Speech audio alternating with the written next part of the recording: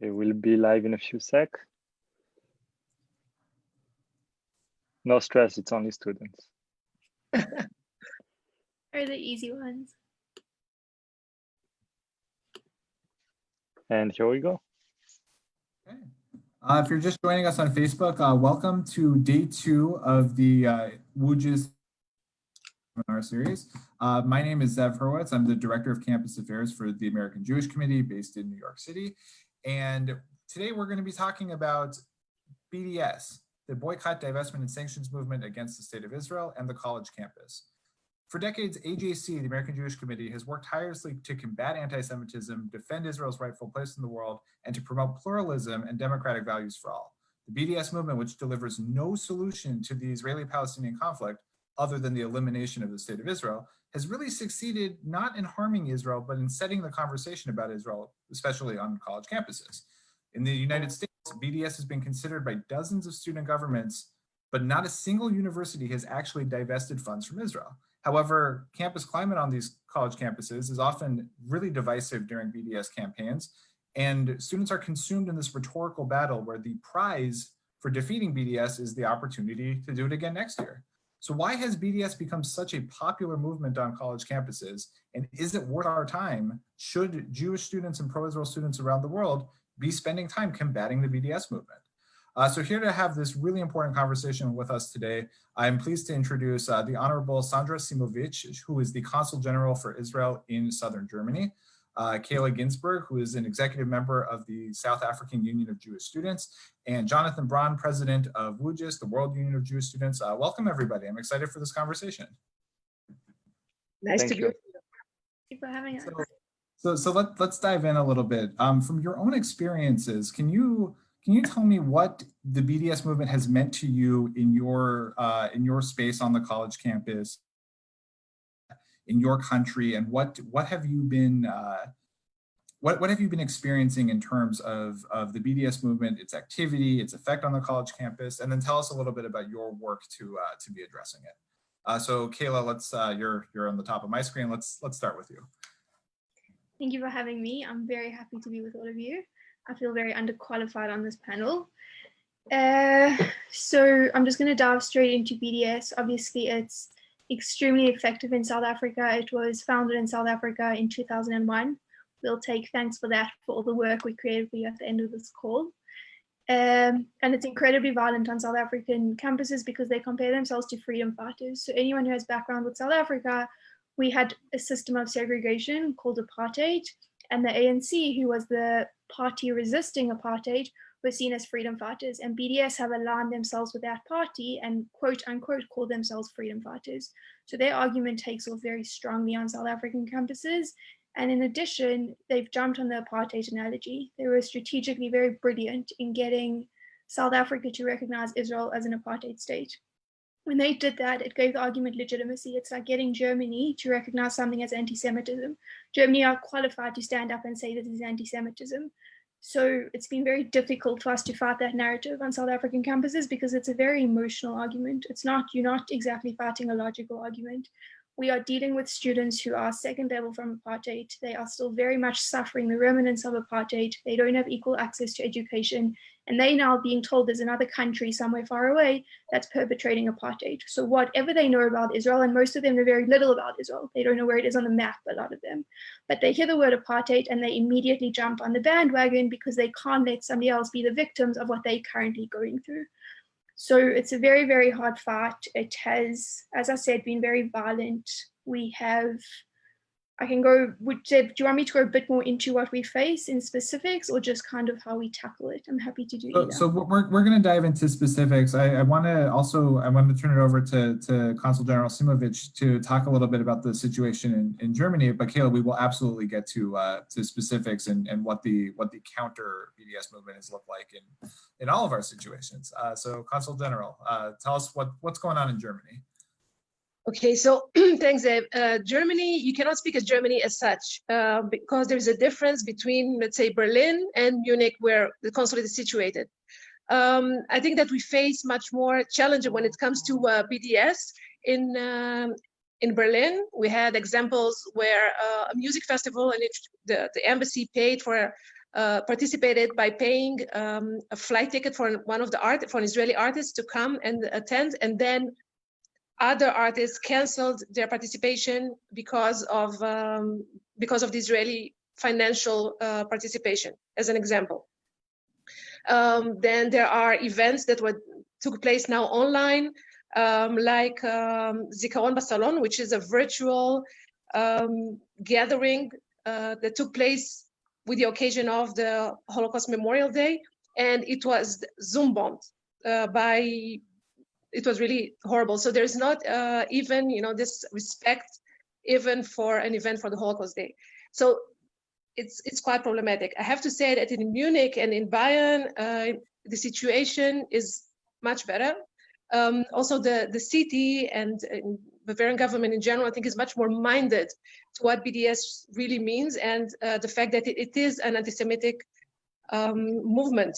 So, for example, the city of Munich and the city of Frankfurt, which are two major cities in Germany, adopted a resolution, a municipal resolution, saying that BDS cannot make use of any municipal financial or infrastructure. So, which is, of course, a very important step. Also, when Roger Waters, who we all know, came to perform here in Munich, Dieter Reiter, the mayor of Munich, published an opinion, his opinion, saying why he is against what Roger Waters is doing. And there are lots of examples also now prohibiting the use of the golden star that is used now in the demonstration against Corona. So again, the city prohibited the use of this golden star. So I think they take a very courageous, public, and consistent position when it comes to BDS, anti-Semitism, anti-Israel position. In other places, we have a much more challenging situation. Thank you. I'm looking forward to hearing much more about what the student activity has looked like in Germany and how that's been influenced by the regional and sometimes national level. Jonathan, coming to you. So as president of the World Union of Jewish Students, you are overseeing a number of unions across the world. And so there's probably a number of different ways that BDS is manifesting in different countries. But from your experience, both in Geneva and now in Israel, tell us what the lay of the land looks like in terms of why the BDS movement has gotten so much momentum and where you think it's headed. So thank you, first of all, for taking the time to join us. I think it's of course the speciality of BDS is that it's very different from country to country. They will try to adapt the narrative to whatever the situation of one country is, like you can see in South Africa, basing it on apartheid, like you can see in US campuses try to use the Black Lives Matter movement, for example, right now. And like you can see maybe in other countries adapting to the history or the general context to try and touch some historical nerves, I would say, which is what led to such a strong movement that we are in a generation, especially the youth, that is willing and looking for advancements in human values. And so when there is a one step forward, you usually want to group everything in the same step, and it's very easy to be misled by not having the whole picture, not having the full context, and just saying, oh, this is an issue here, so it should be an issue everywhere. And this goes very quickly on social media, on very easy to share fake news that we have today platforms. And so that's the very easy way how BDS spread. I think one of the positive things I would say is that countries do realize that more and more BDS, as much as it can be sometimes even not a terrible tool to fight wrong politics, is a terrible threat to Jewish students' safety on campuses. And that's the issue that is here, because criticism of Israel is not an issue as long as it's based on facts and structured as criticism on any other political governments could make sense. But the safety of Jewish students is something you cannot play with as any other student as well. And that's where I think we have the big issue of BDS today. So I actually want to dive into this issue of safety. And Sandra, you mentioned that, that the BDS movement is an anti-Semitic movement. And I'm wondering, in terms of the actual student experience, what are we seeing in terms of how this safety issue has manifested on campus? Are students being harassed? Is there violence? Or I mean, the BDS movement purports to be a peaceful movement, but we're seeing there being a safety concern. So I want to dive into this a little bit. What's happening on the ground? Kayla, let's start with you. I think that's an incredibly important point that you make and that Jonathan made before you, that criticism of Israel can be taken like any political democracy can. Safety of students cannot be messed with. And that's what's happening with the BDS movement. It has denigrated down into, it's not anti-Zionism, it's not criticism of Israel, it's blatant anti-Semitism. And it's something that I can dive into on a campus level, that we have multiple incidents across campuses that we're seeing that's blatant anti-Semitism coming from the BDS movement, but also at a governmental level, that they almost intertwined with some government structures, and it's coming across as anti-Semitism from our elected bodies, which is very dangerous because it can make a Jew feel unsafe. So I think we're lucky in that it's not your official government policy that they align with BDS squarely, but it does come out in policies here and there when they're calling for the position on Palestine. But I mean, on campus, we're seeing stuff, we're seeing Nazi salutes, we're seeing swastikas, we're seeing Hitler salutes are faced border flags, you're seeing torture scenes where they have a guard reminiscent of the Nazis, but he's dressed in an IDF uniform. And there's a black person who is the Palestinian, again, the analogy with segregation and apartheid, and they're holding a gun to his head. We're seeing that kind of thing happening on campus year in, year out. That comes out in BDS campaigns. It's not coming out all year round. It's coming out from a specific BDS campaign. When you have BDS and their supporters standing outside singing "Shoot the Jew," when they're assaulting the Israeli ambassador, when they are all of assaulting Jewish students, when Jewish students don't feel safe wearing kippot on campus, that's the point at which it's not criticism of Israel, like Jonathan said. That's blatant anti-Semitism, that students do not feel safe to attend campus because they're a Jew, not because they have Zionist beliefs, and that's not acceptable. Sandra, does this sound familiar? Is this something that is happening in Germany? And to follow up on the movement being anti-Semitic, is it that the ideology is anti-Semitic, or is it, like Kayla is talking about, that the manifestations and the practice of BDS is bringing out the worst in anti-Israel activists and bringing out anti-Semitism? Yeah, so actually I think both are true. Maybe the danger part about the BDS, as it seems to be, very legitimate, because of course we are all entitled to criticize a policy and not to want to connect to people or products who represent this policy. But people do not know, because we don't have time in our daily life to really dive into the facts and be aware of the reality. So people just hear that this is what BDS is all about. They don't take the time and the energy to learn more what really it means, what is the goal behind it. That in fact they do not only criticize Israeli policies, but really are against the existence of the state of Israel.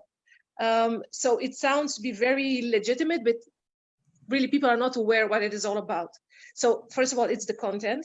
And I often say, people, if I use the example of Germany, nobody wants to identify him or herself as classical anti-Semitic, right? It's not popular, it's not liberal, it's not something that you say. So of course you'll not say I have a problem with Jews, but Israel, and then they start. And I fully agree with you that Israel criticism is totally legitimate. Israel can and should be criticized like every other country, but not more and not less. So not to be obsessively focused on Israel. And when you are obsessively focused on Israel, then you create also a hostile environment, which is unfortunately what students are suffering from in campuses. And really, I want to extend all my appreciation for the students that go into the campus and are really, they cannot know where the next comment or the next more violent reaction can come, and that you go and stand up for your identity and stand up for Israel. It's something that we definitely not take for granted. It's easier to do it when you are in Israel, or when you come as easier to do it when you come as an ambassador or as a consul general. But what you do, that you choose to stand up and express your position, and sometimes I'm sure it comes with a price. So really, we really appreciate it. And I think that every university has the duty, as it has the duty to enable an environment free of any other discrimination and to enable an environment that is safe for all students, then it has to do exactly the same also for Jewish students and all those who are exposed to BDS or to this hostile environment. Thank you. And Jonathan, thinking about Israel's probably a different story altogether. But Israel, Switzerland, what are you hearing from your other unions too about these manifestations and how this is affecting the day-to-day lives of students that are contending with this on campus? Sorry, I like to give two examples that are a bit contradictory to what we usually see. Those two examples are from the Geneva Union and from the Austrian Union. That are two stories where it shows how student activism can actually change a bit the narrative and change a bit the feeling of safety for Jewish students without taking away, I would say, the sole point of having a discussion about Israel. So in Geneva, what happened, we had a situation where we had students walking down the main aisle of the campus with fake pockets of blood, like flags of Palestine, and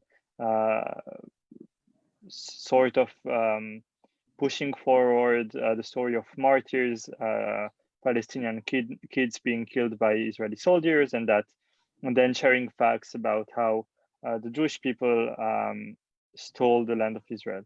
And the two issues were, one, the mix between the Jewish people and the Israeli society, and two, that number of facts on the paper were not right. And it's very easy, especially in Geneva, where the UN passes a lot of resolutions every year against Israel, to be, I would say, following just what's happening on the main news and be into that story. So we had a discussion with the student group that organized this. We had a student discussion with the University Council, and forced in a sense that, based on the values of Greek and Roman studying and values of truth and seeking the best way to a solution, when there is a discussion about Israel, when there is an event, there should always be two speakers, one for and one against. And this is something that might sound very silly, but at the end, when you have a speaker coming to speak about Israel and the situation here, you have someone to contradict. So at the end of the discussion, students first of all had two opinions, had people contradicting facts, which forced them to check out by themselves. Nothing is saying they will be for or against Israel, nor nothing is saying they will be super happy the next time they meet a Jewish student, but it forced them to the reflection, and that, I think, is the key step that you need to take forward. And I hope in the future more students group and universities will follow that step, maybe adopt the IRA definitions like some did very recently, I think, in the UK. And the most striking example, which is the full positive, is the one of the Austrian Union of Jewish Students. They did an amazing job working with the non-Jewish student body on the education level, on the full process of learning the full history and the context of the situation, banning BDS from all campuses in Austria. This doesn't mean there will not be events condemning Israel for a political situation. It means that a Jewish student doesn't feel as threatened when it comes to the discussion about Israel. And that is a very major step. And I think that's something we should all, and as WUJS, that's we're trying to help other unions recreate in their own countries. Is this, and I want everybody to weigh in here, are those models doable for other, are these the anomalies? Are these the exceptions to the rule? Or can we work towards implementing the both sides model, or the or this model of working with non-Jewish student groups to get BDS opposition broadly across an entire country even? Sandra, let's start with you. Is this something that's adaptable to other regions? Definitely. From our point of view, I really want to strongly recommend the cooperation with other partners and with non-Jewish actors. Very much so. So, for example, we have the Deutsche Gesellschaft, which is the German-Israeli Friendship Association, and we have the young generation. We are working in close cooperation with them, or with any other non-Jewish partners, because I think the idea is to have people who should stand up against Israel bias, against anti-Semitism, not because they are Jewish and it's part of our identity, because they understand the importance of this. The same, we will go and be active when it has to do with discrimination of other groups. When it's about discrimination of the gay community, of the LGBT community, against women, against Muslims, we should also be active there. So to show that, you know, we are against discrimination in principle, and we also come forward when it has to do with other communities, to act as in partnership. And I often say there are messages that I think are very important to stress. We don't have anything against Palestinians as Palestinians, against Muslims as such, not at all. And I think that it's important to show cooperation, like to have, I don't know, the Ramadan, to have together the dinner at the end of the Ramadan, when breaking the fast, to show all kinds of interreligious solidarity. And when I go to schools, and I often go to schools, I speak to the students about the importance of taking a stand against any sort of bullying. So we object any kind of bullying, of violence against whatever minority. And so I think it's really important to engage with other partners and to show a more complex attitude to whatever to discrimination. And also, maybe if just to give another example, we worked in close cooperation with non-Jews or with Israeli minorities. There is an excellent organization called Reservists on Duty. I don't know if you know them or you have experience with them. So they have members who are Muslims, Druze, Arab Christians, and we brought them to Germany for lectures in campuses, in high schools, and I think it's very effective when you hear this point of view or what they have to say about Israel from somebody who is not Jewish but is an Israeli living in Israel. So I also highly recommend to work in partnership with them, for example. But yeah, thank you, Sandra. And Kayla, in South Africa, given the backdrop of this accusation and this comparison of Israel to South African apartheid, do you think that there is an avenue to doing this kind of allyship and coalition building work to combat BDS on a regional or a national scale, or is this just such an embedded emotional issue that it would be challenging to get something like that off the ground? I think it sounds like an absolute dream, and I wish we were able to do it here. But unfortunately, that's very much not the case, and it's completely opposite to what's been said in terms of working with other societies. I think at certain levels, very, very low levels, you have where you're able to sit down with a couple of BDS activists or Muslim students and talk to them. But again, these aren't hardcore hitters in the organization. They're not interested in working with us. We're seen as the people who come in with the Zionist views. And what's more is they've managed to gain legitimacy and work through so many other organizations, an Academic Freedom Committee, for example, your Geological Society, any society you can think of. They've permeated on society and again jumped onto the emotional argument of these are the Zionists who are perpetrating apartheid. So we don't even get a foot in the door to talk to people, never mind work on an event together. I mean, what Jonathan's talking about, the Austrian Student Union, which is the work they've been doing, is mind-blowing. We're not allowed to attend the annual general meeting of our national student union because they've got BDS big hitters on their boards, so we don't get a seat in the tent. So as much as I'd love to see what you're talking about happen. I don't see that possible in South Africa for a long time, unless there's some proper debate going on and education going on, which we're making very good strides towards. And it's not all bad. We're in a much better position than we were, but there's still a lot of work to be done before we can partner with BDS or those organizations.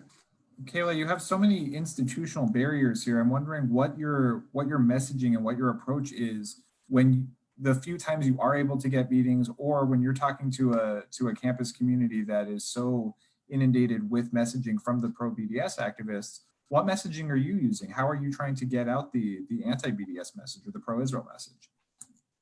So I think it's very hard because of the battleground we're fighting in, and we're coming in already on a lower stand than they are.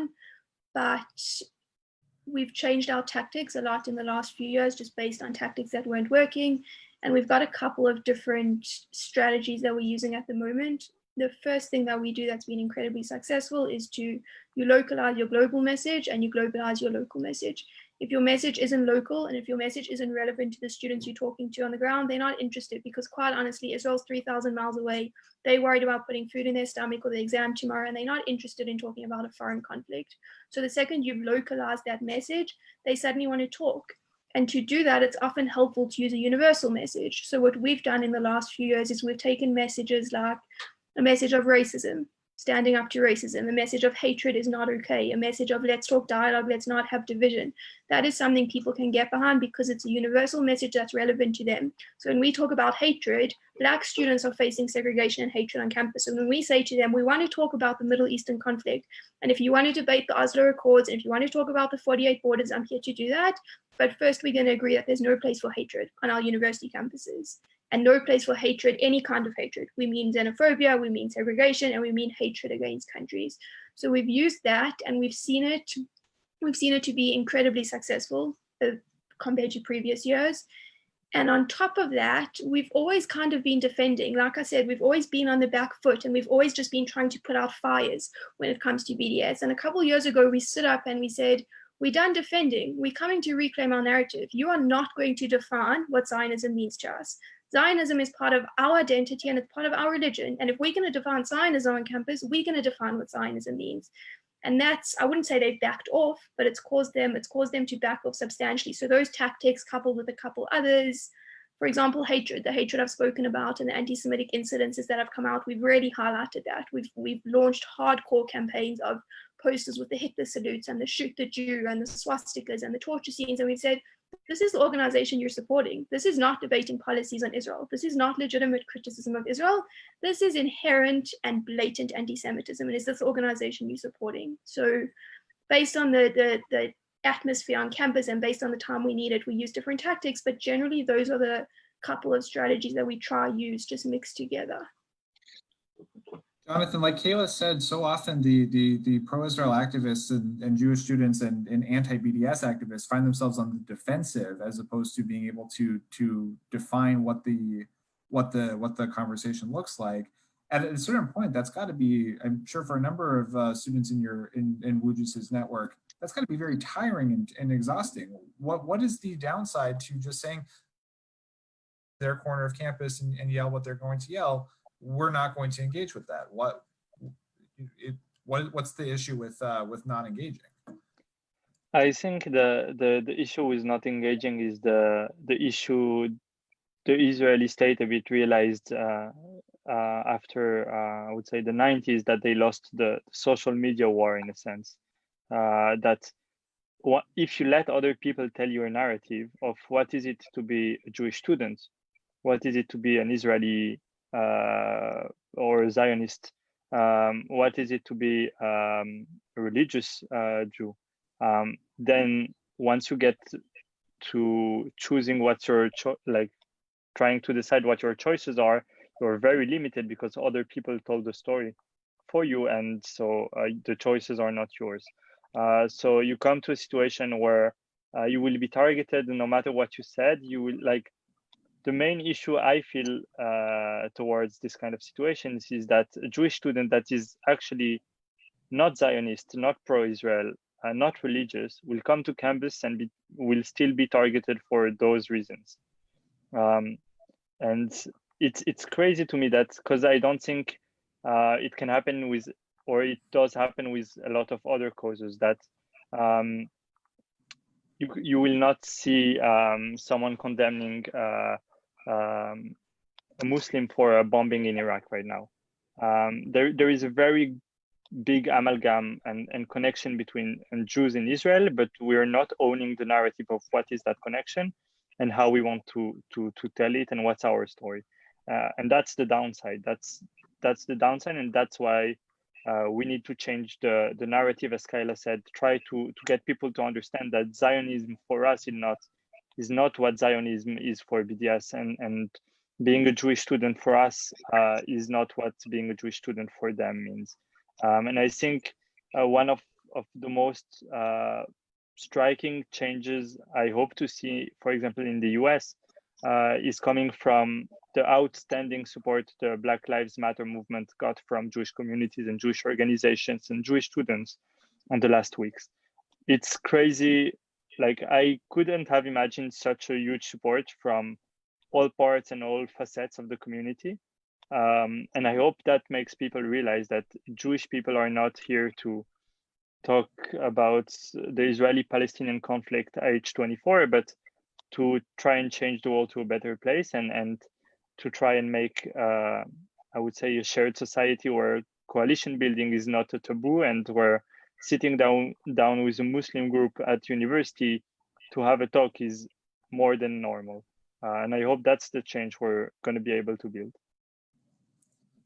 Sandra, in Germany, there are anti-BDS laws. Roger Waters can't visit without getting a public condemnation.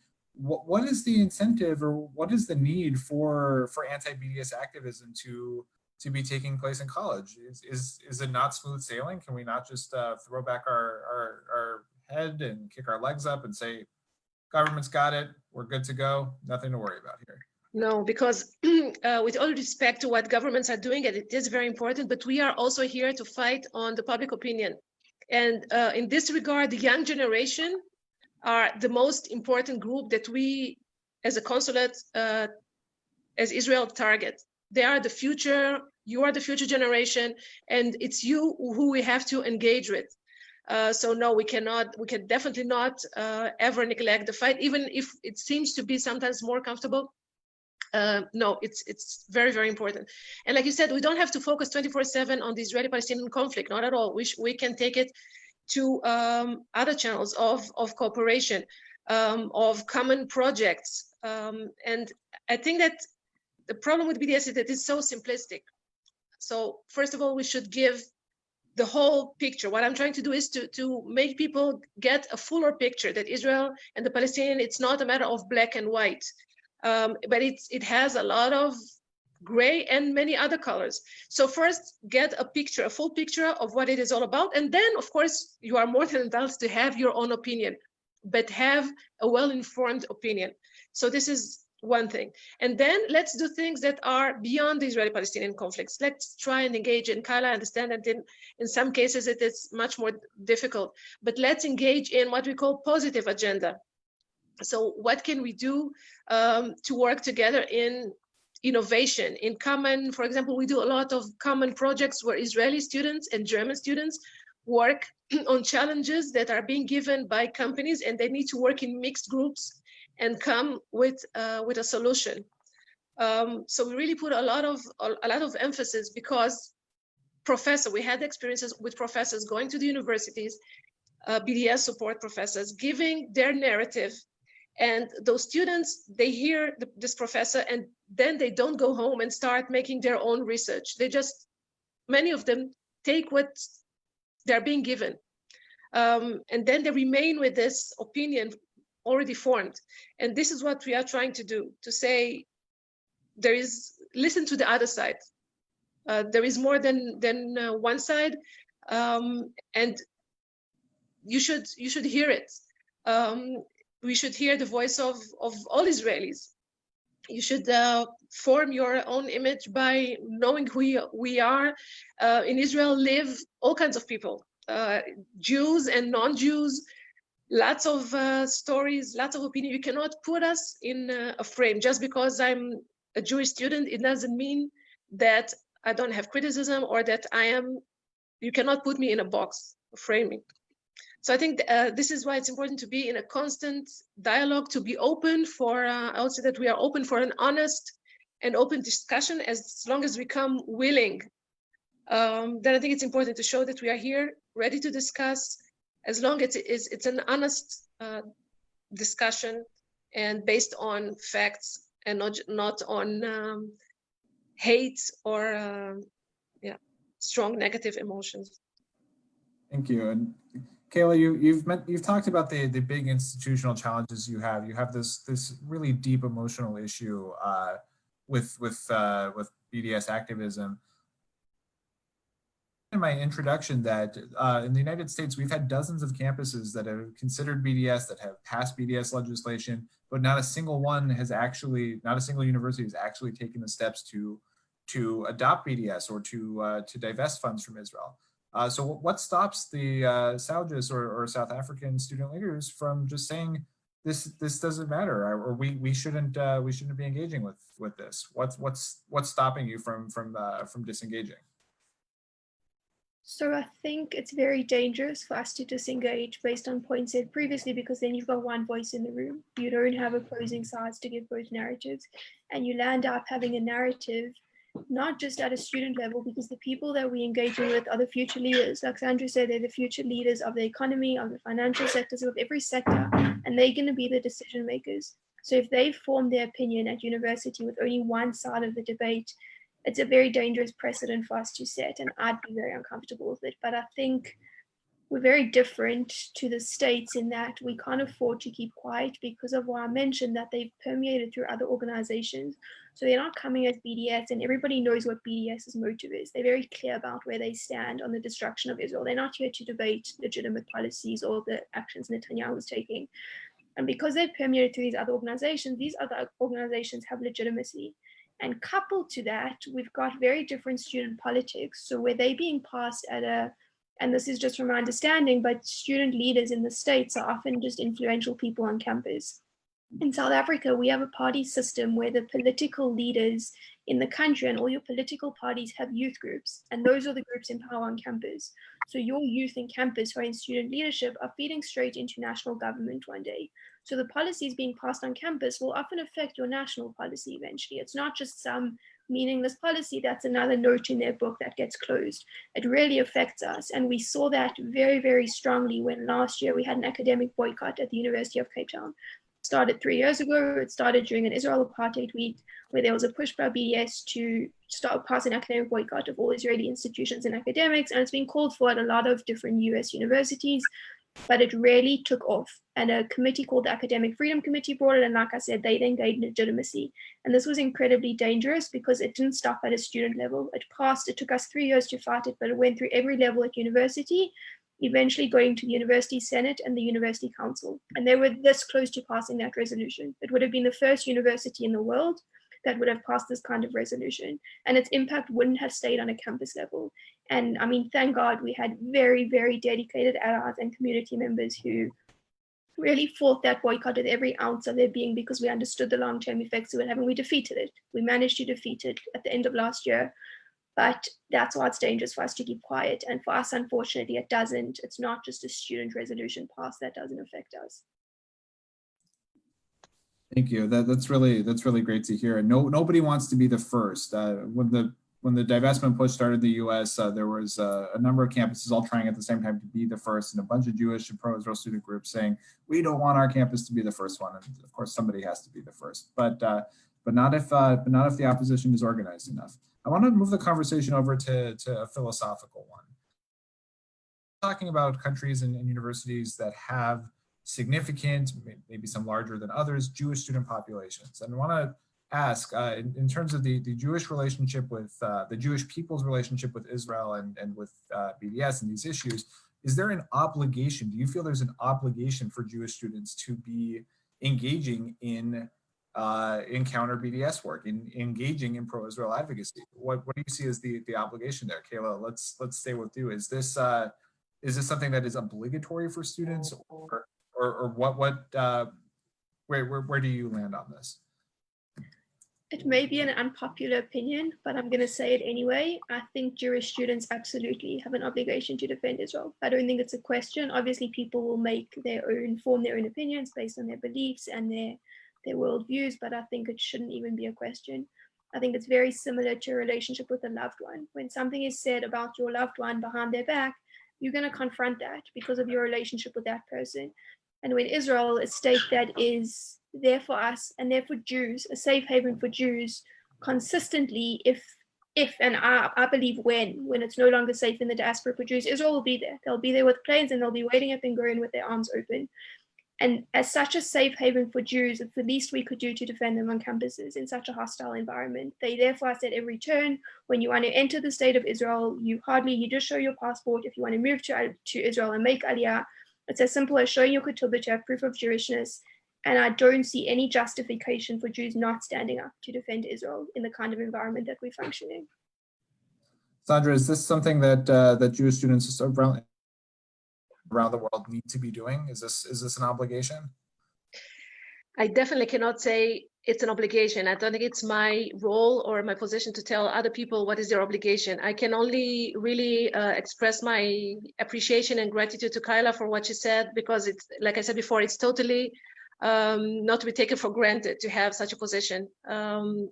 Because, for example, the BDS has also supporters that are Israelis. And what BDS event organizers like to do is to bring those people and say, okay, but we had the Israeli opinion, or if the Israelis themselves are saying that, then it should be, of course, it's right. So there are these unfortunate cases. And on the other side, there's this really heartwarming engagement of the Jewish students. And for me, as an Israeli and as an Israeli diplomat, having allies such as the Jewish students, it's really heartwarming and important. And the way that you want to feel that you are not alone, and you are not alone, and the State of Israel will always do whatever we can to help the Jewish communities and support them. And we fight anti-Semitism. This is a strong part of what I do, and what every Israeli diplomat does, is to fight anti-Semitism. Then definitely we really appreciate the Jewish students in their engagement for Israel. Highly appreciate. It's not an obligation, but it's very much appreciated, because we know that it's difficult. We know that it's not always popular, to say the least. So it's really important, and yeah, very much appreciated. Of the World Union of Jewish Students, what is the role here for Jewish students in combating anti-Israel activities? Certainly anti-Semitism, that isn't related to the BDS movement aside. Tell us what you think the role is for the global Jewish student community. And you might want to unmute yourself first.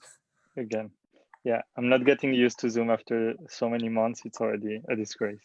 But more seriously, I think I would say I have the same result opinion as Kayla, but not the same narrative to the result.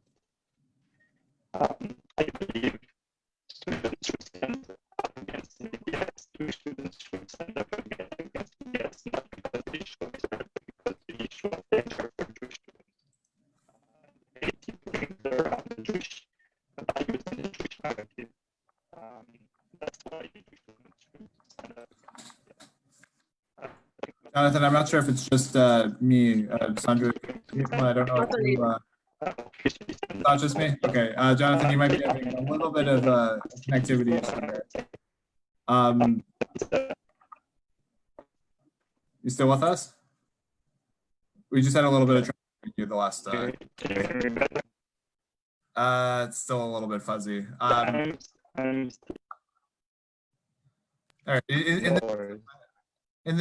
looking at the time, and I know we only have a few minutes left anyway.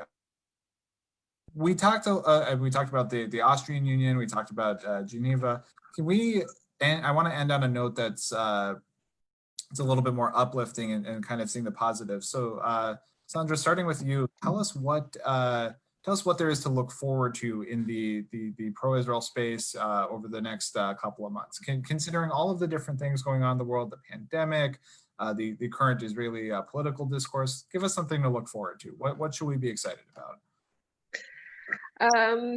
We should try to remain optimistic. I think to engage all our energies in not to give up, never to give up, even when we know that, like Kayla described before, the situation is not easy, and we always will have challenges. We need to keep adapting ourselves to the coming narratives to know how to tackle whatever is coming. So this is on the political arena, which is not easy, but we have to, to always know how to adapt ourselves to the coming challenges. And then also to, Israel has a lot to offer, because we mentioned Corona, on the innovation, on the economical and the innovation. So really on many positive things that are happening and are coming from Israel. And maybe to highlight this, and you mentioned before the digital diplomacy or the digital channels. This is a very important arena, let's say, that we have to keep engaging in and to be present in. And I think that a great job is being done to follow it up and be present always, and continue to expose the positive sides of Israel. Jonathan, how are we doing on connectivity? Are you back with us? I hope so. Can you hear me properly? Yes, you're great now. Great. So tell us what we on the WUJS side have to look forward to. What's the thing to be anticipating the next couple months, next year, etc. Yeah. So I think there is a lot of plans on our side, at least, to try and push back the narrative, I would say, and try to bring this positive side of what being a Jewish person looks like. What is it to be a Zionist? I think it's very, very important to, on our side of work, to help unions bring that narrative to campuses, to partners, to student organizations, but also as well to realize that if we want people to understand our pains and our issues, we need to also make the step on the other direction. And I think that's something Jewish students have for this case the obligation to do, and to go to the other direction, go to their other minorities and talk with them, the Roma community, the Muslim community, depends on where you are, but there are many other situations where Jewish students experience, sadly, in those kind of terrible issues, is very valuable and should be used. And that's why I was saying just before that Jewish students should not have the obligation to stand up for Israel, but should have the obligation to stand up for Jewish values, which are human values. And I think that's the key point here, at least from my perspective and my opinion. Thank you. And then finally, Kayla, in South Africa. I think I'm just going to echo very much of what was said. I think it's pretty much been covered. I think Jonathan covered it beautifully in that Jewish values are human values, and it's very relevant right now with the Black Lives Matter protests going on and with Black Lives Matter being trampled on. And you always stand by minorities, because obviously there's a famous quote from the Holocaust that nobody left to stand for us, and it's a human value to stand up for others. It's got nothing to do with Israel. But I'm going to jump onto Sandra's point that I think there's so many positive values in Israel, and people are bored to death of talking about the Oslo Accords. They don't want to hear about the 1948 borders. Conflict gets boring and politics get boring. And there's so much that Israel have to offer that's relevant to people on campus, whether it's water technology for our drought in Cape Town, whether it's the military sphere, whether it is technology, which is incredibly relevant currently. That's what should be being shared. Students want to listen when you're offering something that is relevant to them. And if you're not offering something that's relevant to them, like I said, with the conflict, they often tune out before you started speaking. So I think there's 100% still a space, and I think there's a lot to come. And I think that a Jew never loses hope.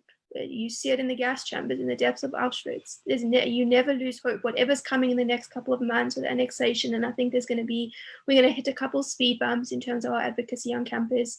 But we can never lose that hope. And as long as you're standing there, and as long as you're playing on the field, and as long as you are standing up proud and you're using your voice, there's always hope for us to advocate for Israel.